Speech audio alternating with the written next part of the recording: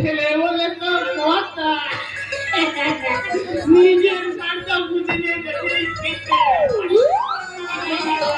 ওই ভগবান তো পথে তার সঙ্গে তোমার জীবনটাও নষ্ট হয়ে যাবে। জয় রাধে।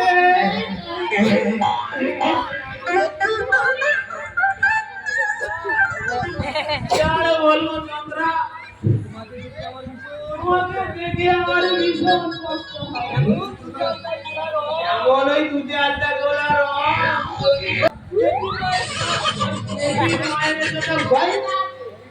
আমি তোমার সব তোমাদের এই খিদে বাড়িটা বন্ধ থেকে পর্যন্ত যা টাকা দিয়েছি ওই তার দুধ দিতে হয়। তুমি শুধু আমার এই উপাসী মনটাকে একবার ইয়ে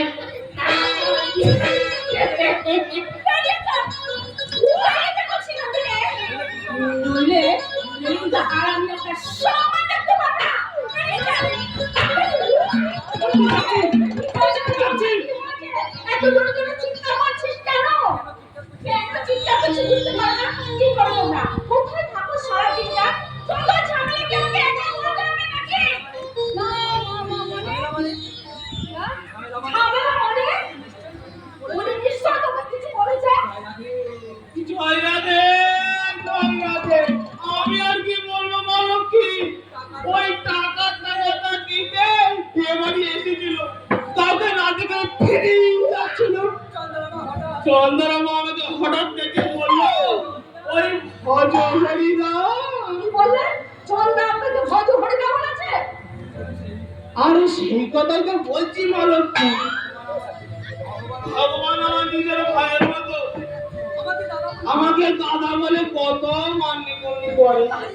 আরে তারই মেয়ে কিনা আমার আপনাকে কি বলেছে তাই বলুন। সেই কথাই তো বলছি মালতী। বললে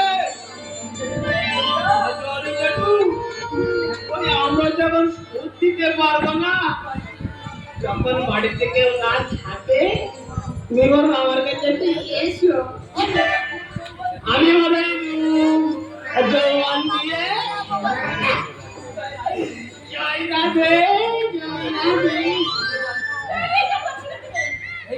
এই মুহূর্তে থেকে বেরিয়ে যান, নাহলে আর কিন্তু আমি আপনার সম্মান রাখতে পারবো না।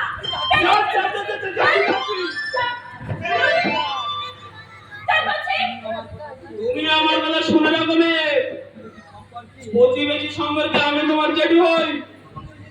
পিতৃস্থানীয় যতই বিনয় নষ্ট আমি এর মতো নষ্ট চরিত্র করতে চাও না কেন, আমার মতো একানিষ্ঠমান ব্রাহ্মণের চরিত্রকে নষ্ট করা এত সহজ নয়।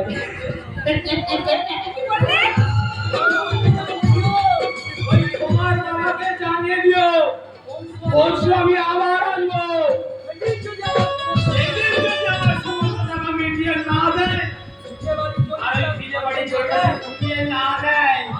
ওই বিনে বাড়ির দলিলে আমি আমার নামটা লিখে নেবো।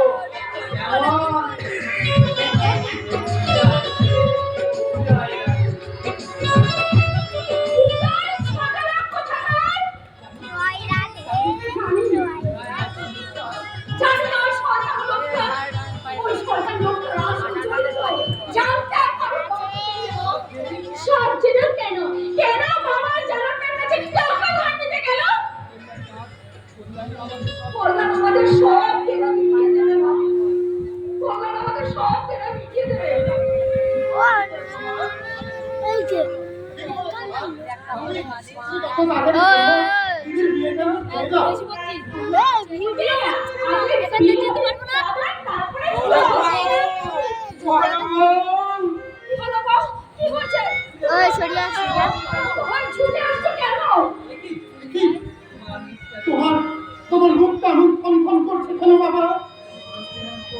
ওই তোমার চোখের জমা করে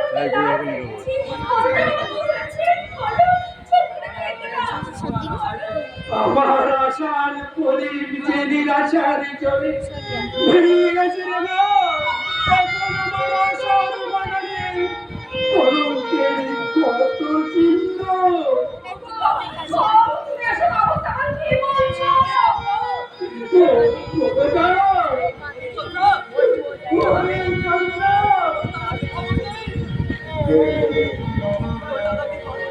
তোর দাদাকে খবর জানিস? আপনি তো আমাকে বলেছেন, বলো, বলো, বলো, চুপ করে বলো। আমার কোনো অনুমান নেই। আরে নানা কোনো অনুমান নেই। আজকে বাবার বড় আনন্দের দিন। আনন্দকর চন্দ্র,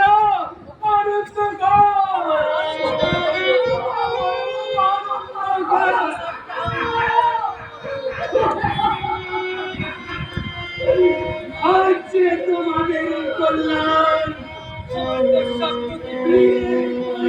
সে পৌঁছে